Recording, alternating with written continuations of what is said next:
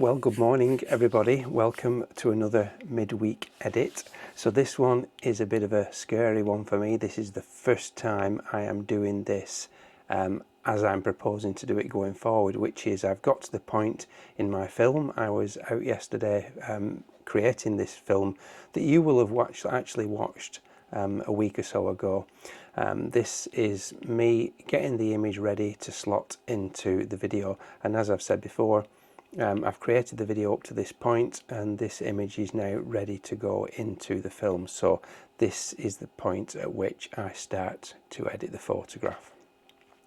So I've chosen from the timeline, I'll put the Lightroom up on screen now so you can see, from a series of about 20 images that I took of this particular scene, I've actually just chosen the last. In fact, if I unflag it, so you'll see, filters off, you'll see here that all the way back here I've got various iterations of this particular scene.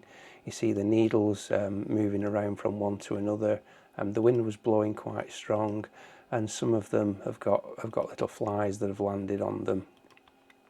If you just see just here, if I just move, is it this one? Yeah, you just see there's some dark blobs there where there's some flies that have been walking around on the scene at the same time as the exposure. But what I've done is I've selected basically the last 6 images that I'm going to work with.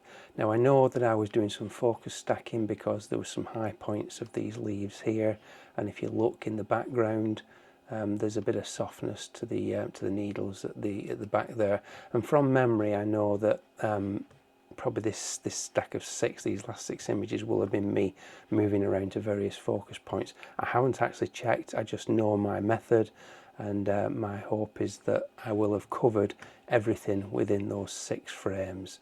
I could spend some time just going in and checking to make sure everything's sharp within each one, but I just know that my method, in that when I get to the end of a sequence of shots, I've generally worked to the point where I'm really fine-tuning everything to the point where the last few shots in any sequence are generally the best ones. So I've got all these linked together. I'm going to auto sync them, which means that whatever I do to one will happen to them all. So select the first one, select the last one, make sure it's auto synced. And that, I'll just do a little test. If I brighten that one up, you'll see at the bottom left there that they've all brightened up together. So first thing I do is, as I've done before, hold down the Alt key and just bring the blacks up. And I generally bring the whites up as well. But what I find is that often is too contrasty, so I just knock that back a little bit. Now the first thing that strikes me on this particular shot is that there's a yellowy tinge, yellowy green tinge to the whole scene that I really want to take out. And first thing I'm probably going to do is just see what the colour temperature, what effect that has on that feel. And straight away cooling it off just really helps that. At this stage, I'm just going to bring the exposure up a little bit. What I'm finding is that the needles, the first thing I'm seeing is that the needles are overpowering a little bit the main subject matter. And granted, the subject matter is darker, so I'm going to have to try and manage that somehow. I'm just going to go to tone curve and just put a little less in and just see. That makes it pop just that little bit more. Back into the basics panel, I'm just going to knock the contrast down a little bit and bring down the highlights, because what I really want to be careful of is that these little bright needles don't burn out too much. You see by knocking down the highlights that I reduce that. So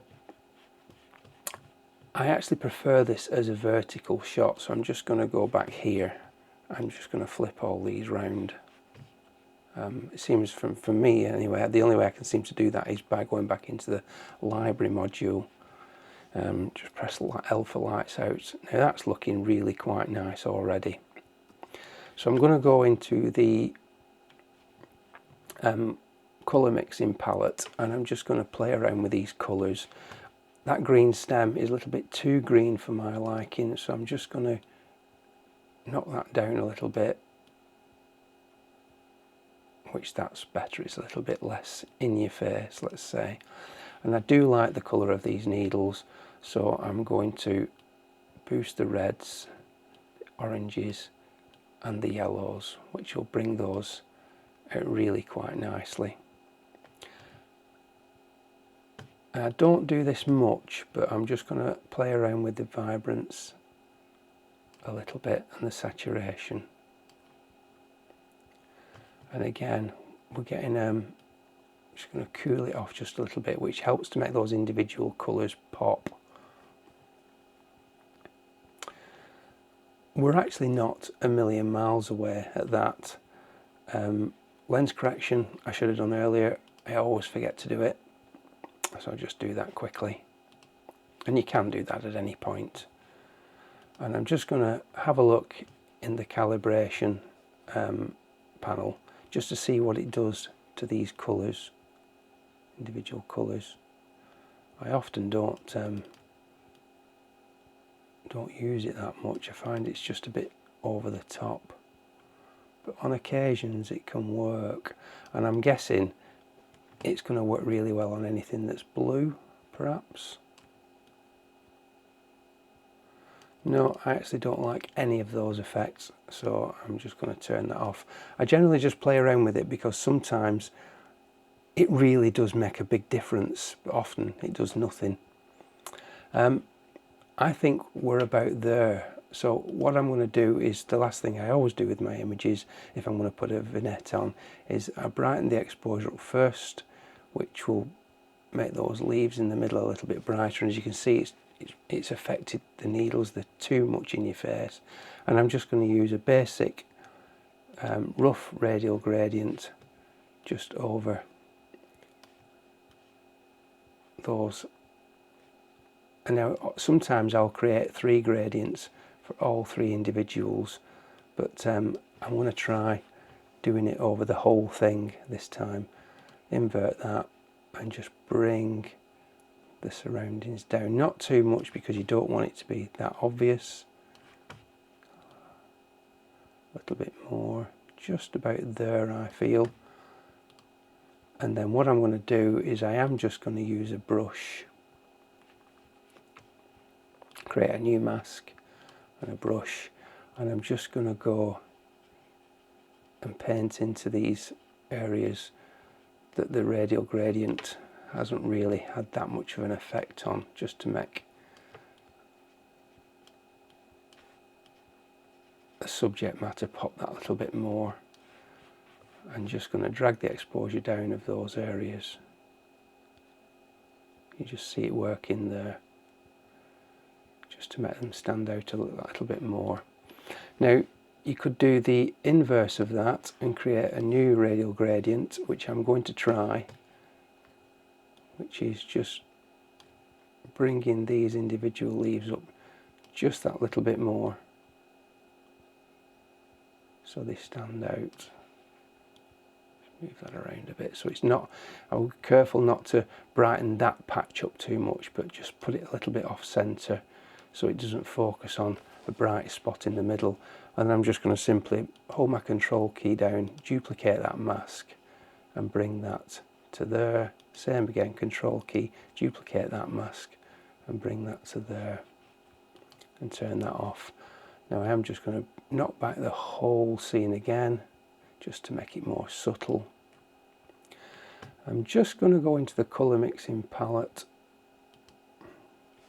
because I just wouldn't mind a bit more colour into these greens. There is a blue there that's picking up nicely. You can just say I almost pointed at the screen then. There's a little bit of a bluey blush here that I'm just going to play around with just to see if that comes out. That does have an effect, and that certainly does have an effect there when you bring up the aqua. And luminance, I've not done anything with luminance yet, but I'm just going to look at those blues again and that aqua just to lift that colour up a little bit. Back to the basics, I find that the colours just need knocking back a little bit. So that saturation and vibrance that I put on, I'm actually just knocking down that little bit.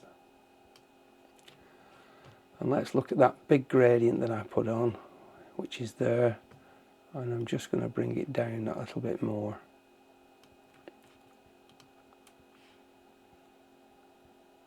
And I think I'm more or less happy with that. Just going to move that away from that edge. It was just bright. This left hand side was just a bit too bright, and I'm trying to get some balance. Highlights again, just going to go into that radial and just going to bring those highlights down, because I noticed that the needle here was just starting to burn out ever so slightly. And I think we're about there. Now what I do lastly, actually let me just, I'm going to do the same to this one. This area here is just a little bit too bright, and I'm just going to move it away from those needles.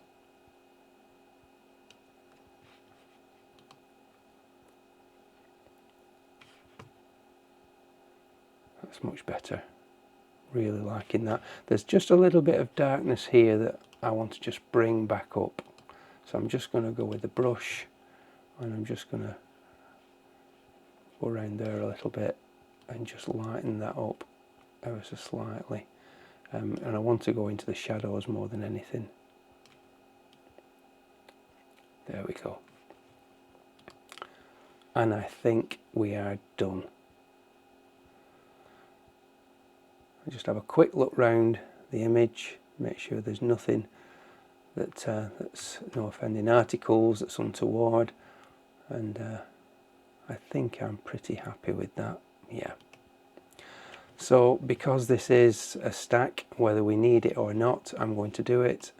I'm going to edit in Photoshop as layers. And there we have all 6 layers into Photoshop. Now, holding the shift key down and selecting them all. Now at this point, if it's a complicated stack, I will drag them in and make copies of them, just so that it is reversible to each layer what I do, because sometimes you find that the overlaps on the stack haven't really worked very well, and you can go back to each individual layer and paint those in. But I'm pretty confident on this occasion that this is going to be absolutely fine. So we go to edit, auto align layers. Let's bring all those into alignment,